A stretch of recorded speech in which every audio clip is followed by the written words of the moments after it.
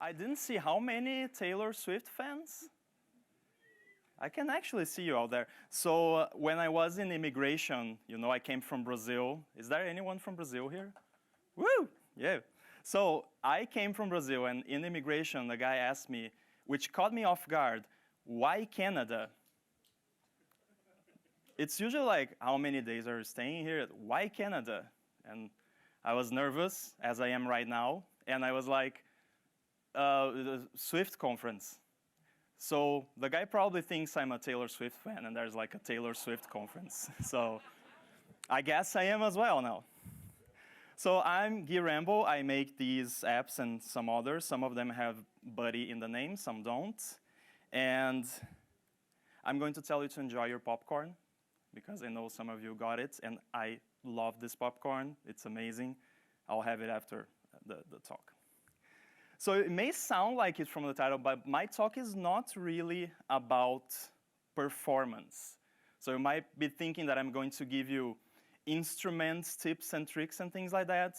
But for this talk, I'm assuming that your app is already optimized for performance. And I'm assuming that if you're talking to a server, that you have fast servers, CDNs, caching, prefetching, all of that good stuff that we all love to write by hand and not use Perlobuf. So I assume all of that. You may even have, if you work for a larger company, numbers telling you that no requests take over 300 milliseconds and our app is super fast. But I'm here to tell you something, and that is that numbers don't tell the full story. So your app might be fast, but through a series of paper cuts, you make your app feel slow to your users. And I'll be focusing my time here, and I can't believe that I was able to write an entire talk where I'll be talking about one of those paper cuts. It's not loading anything. This is the paper cut. It's loading indicators. So the first example I'm going to give of something that can be really detrimental to the perceived fluidity, and that's an important word here, of your app is modal loading. So we've all used apps that you navigate to a screen and it loads. And then you go to another screen and it loads again. So we are all developers, so we get it. Like you're making a network request, so just put up a loading spinner that works. That's fine. Like for a 1.0, it's fine. But this is almost as bad as doing network requests on the main queue. Because when this happens, what is the user going to do with your app? Nothing, or quit it, and maybe even uninstall it. So this is not great, and there are some things we can do to make this better. And to illustrate some of the tips I'm going to give you, I needed an app. And I think most of us here, we have someone who came up to us at some point and was like, I have an idea for a great app. Yeah, some people have heard that before. And it's going to be the next big thing. You're going to become billionaires and all of that good stuff. But when they tell you their idea, it's like Instagram, but for cats. Or Uber for aliens or something. So I'm going to make something that's like Instagram to demo my points today. But it's not Instagram for cats, and it's also not Instagram for dogs either. It's Instagram, but for one dog, a specific dog. My dog. And I'm calling it Portraits, and I think you're gonna love it. So here it is. So this is, of course, an exaggerated example, but you can see how you might get tired after a while of using this app because everything loads and modal loading. And it's not about performance because no loading step within this app takes over a second. I know that because it's all fake, and I just used task.sleep. So I made sure of that. So the main point I want to make is your app can be perfectly fine in terms of performance, but not feel fast when you're using it. And that difference between the actual performance and the perception of performance people get when using your app is what I'm calling fluidity here. So imagine you're driving a car. If you encounter a speed bump, someone crossing the streets, anything, you're probably going to start braking a little bit before you hit your obstacle, and then you're going to move on and so on. Now imagine if you couldn't do that and you had to always like stop immediately and keep going immediately. Like you would get to the same place probably in the same amount of time, but it would be quite uncomfortable. And that's what it feels like when an app doesn't have a fluid interface. It's like every little loading spinner and things like that that you get is like a little thing, like a little bump on the road that makes it not feel as good to use your app. So let's start to explore some solutions for this. So let's start with the main app screen. The current state, you launch the app, cold launch, and modal loading, wait a little bit, not too much, but there is modal loading. And there are some ways we could address this, but the one I want to talk about right now is using a good placeholder state, which is quite easy to do in SwiftUI, as you probably know. It's a little bit harder in UIKit. Don't even mention AppKit. But you can do that in any one of these UI frameworks. But I happen to be using SwiftUI for this app, so we're all good to go there. So the way I like to do placeholders is to actually try to use my model, the same model I use for the UI, for placeholders. And the actual content in the model doesn't really matter because it's going to be replaced by squares or rectangles or whatever. So the thing I want to be careful about here is with having proper identifiers, if I'm using them on something like a list. And the way I take care of that is to have an isPlaceholder property, which I'm also going to use to actually display things as placeholders. And in this case, I could implement it as an extension on the identifier protocol. So when we have an ID that's a string, I can just have like a placeholder prefix that's going to be the same for every placeholder. And then I can just use that with a simple prefix check to check if a model is a placeholder instead of real content. So with that, we can now update the implementation of the main screen, and the view is going to be showing placeholders whenever we're loading. So if I'm loading, I'm replacing the content with placeholders, so those random placeholders I talked about. And then I can actually disable interaction with the view. That's kind of important as well. And do the appropriate redaction when it's displaying a placeholder. So with that, it's a fairly simple change. We get a little bit of a better experience. It's not world-changing, but it's a little bit nicer. Another example in this app, when I tap like on a post, modal loading. We don't want that, so let's see what we could do about that. I could replace that with a inline loading indicator, like I've done here. So I tap the like button, it becomes a progress indicator. That's better. So the way I did that was to remove the modal loading, of course, and then if I am loading, I am hiding my icon and showing a progress view and also disabling while it's loading. So this is a lot better than what we did, but I don't think it really solves the fluidity aspect. And the problem here is that I'm always seeing a loading indicator, even if it just takes like 100 milliseconds to like a post, which is optimistic, I know, but I am optimistic, so yeah. So we don't have to show all loading states, and that's the key. We don't have to show all of them. Some of them we can hide in clever ways. or at least I like to think that they're clever. So let's check out another example. And here, the like async call is taking a very brief period of time. And I don't know if it's very visible, but you see like a flash of the loading spinner on screen. And to me, that looks more like a glitch. Like it looks like something went wrong because I tapped the button and then there's like a, whoa, flash of a loading indicator and it goes away. And yeah, this doesn't look great. So what I'm going to propose here is a technique that I like to call deferred loading.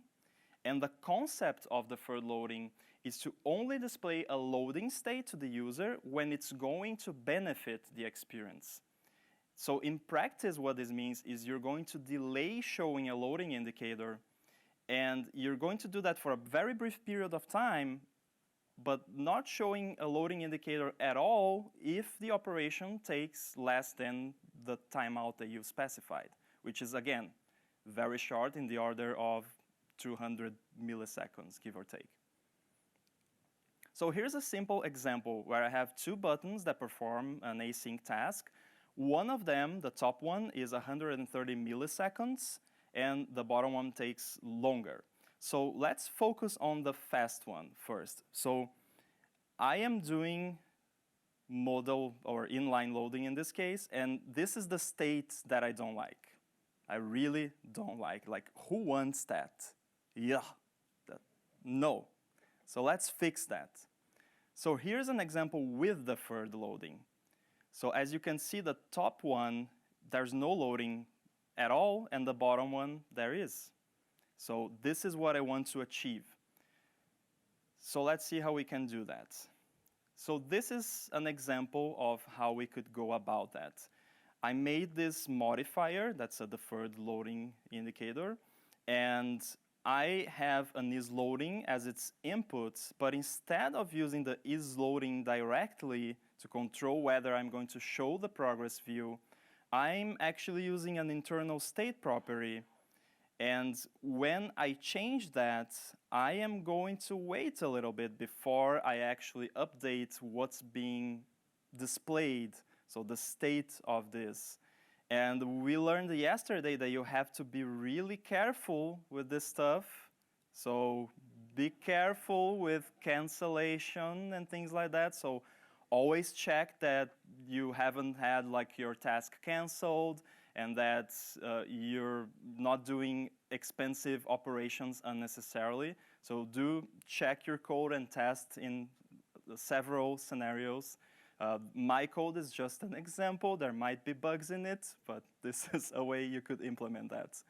So now with deferred loading, we have a little bit of a better experience. And the second time, it takes a bit longer, so it shows the indicator. And in the first case, if you just like it and it's real quick, you don't really see any loading. But we can do better. We can hide this loading state with an animation. So if we have a transition that we can use to hide a loading indicator, we can take that to our advantage because transitions take time, and that's time the user is focusing on the transition, perhaps, rather than whether something happened or not. And in the case of the like button, we have two states. We have the not liked state and the liked state. So let's add a transition that looks like this. And this transition right here, when you go from the not liked state to the liked state, it takes almost a second to complete. So if we combine this transition with our deferred loading modifier, we can increase the delay before we show a loading indicator. And that means that for the vast majority of cases, there won't be any loading indicator at all. You're going to see another example now that looks pretty much exactly the same as the previous one because nothing changes visually, but trust me, this is performing an async task that's taking like 400 milliseconds to complete, and it is activating a loading state, but there is no loading spinner whatsoever. So if it takes a little bit longer, in this case a full 3 seconds, then it does the whole transition and then spins for a little while, and then it goes back to the final state. So even though we've seen a progress indicator in the second example, it took a full 3 seconds for the whole operation to complete, but we are not staring at a loading spinner for a full 3 seconds, which I think is a lot better. And if you're curious about how this was implemented, this is just a SwiftUI transition from one image to another. And the only difference is that I used the same modifiers as before, but increased the delay to like 800 milliseconds.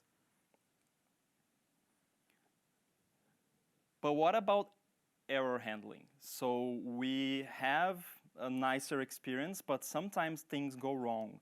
And how to deal with errors in this case is really a thing you have to think about for your particular use case and your app, because there's no one solution that will fit all use cases. In the case of a like button, I was doing some experimentation for this talk, and like, I don't know if you noticed, but my app is kind of like Instagram. And I was checking out Instagram, I had turned on airplane mode and liked a post, and what it does is it just reverts back to the unliked state. So you could do that. You could like retry in the background, or maybe throw a notification if it fails after several attempts. So it depends on what you are doing with your app.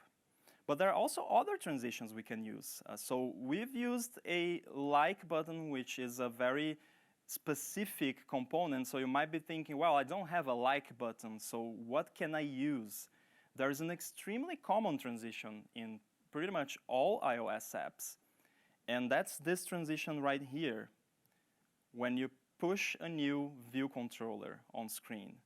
So we're often like talking to an API, getting a list of stuff and listing the list of stuff, and then you tap something and then it loads more details because the response for your home screen doesn't have all of the details you need for the detail screen. So this is a really common pattern. In fact, I was using the Delta app to check into my flight tomorrow, and it did this, and I didn't like it.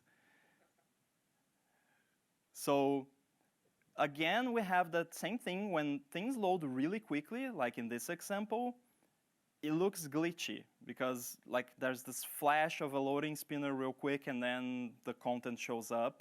So we can improve this with what we already have, which is our deferred loading indicator. So in this case, you only see the content fade in, so you don't have the flashing of the loading indicator. And if it happens to take a bit longer, you have the loading indicator after a little bit of delay. I think this is better even when there is a loading indicator, because you do get, at least the whole transition happens before you see anything flashing, basically.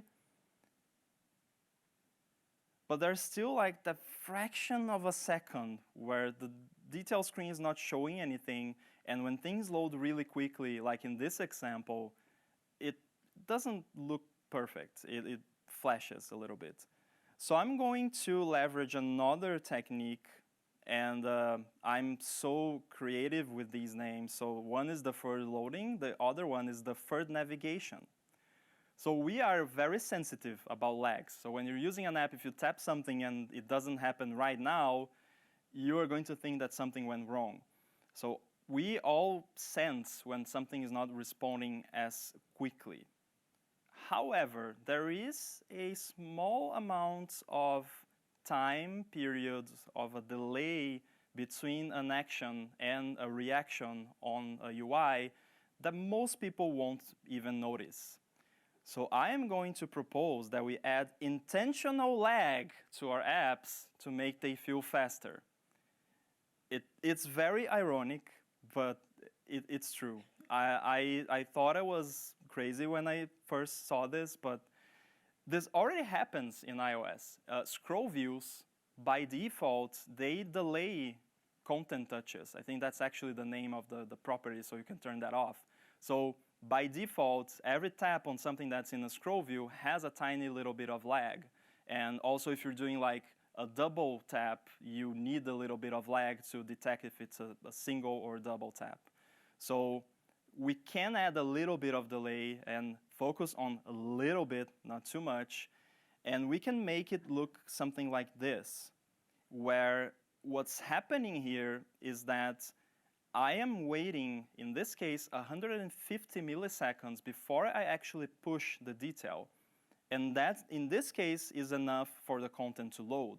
And you can play around with that to see what works for you. In my experience, the limit would be something like 200. Anything over 200, it starts to feel like it's laggy. But the result is that we get a seamless push, basically. It looks like the app is not loading anything at all. And since I have combined this with the other loading indicator, if it happens to take a little bit longer, it will just push the loading screen and load things.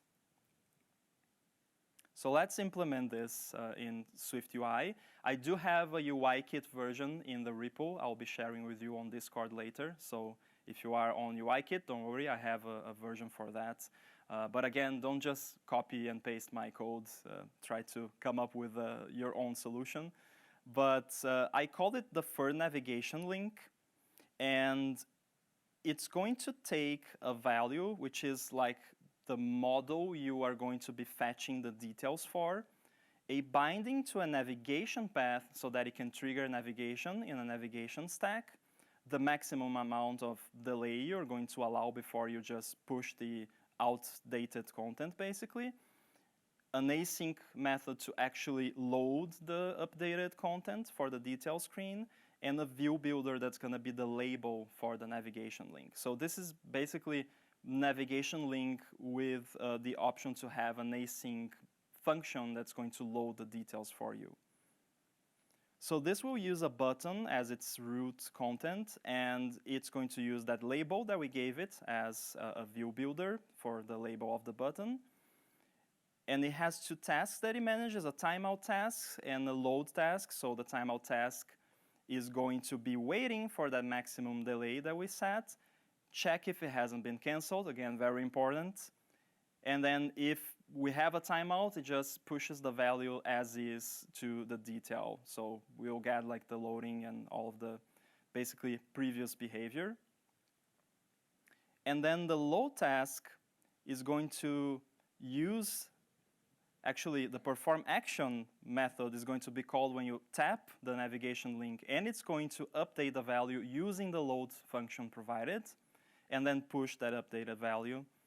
And if something goes wrong, it's also going to push the, in this case, the outdated value. It cancels the timeout task, which is also very important. It checks that it is not canceled, which is also very important. And then it just pushes the updated value onto the navigation stack. There is a couple more things. When the navigation path changes, I'm going to also cancel the tasks. And also when the navigation link disappears, I'm going to do the same. So the on change of the navigation path is for if the user navigates to something else, you don't want the deferred navigation to take over and like load something on top of what you already have. So there is a lot of things you have to be careful about, like I mentioned, but this gives a better experience in the end. So to give you a few more tips and tricks that you can leverage, I only had 30 minutes and I spent enough time talking about loading spinners, so let's talk about something else. I won't have time to go in depth, unfortunately, but there's unintentional animation. And anyone who listens to Stack Trace knows that I'm a huge fan of motion graphics and animations, but they can make your interface feel slow. And we've seen some of that yesterday. So think carefully about animations and when they make sense and when they don't.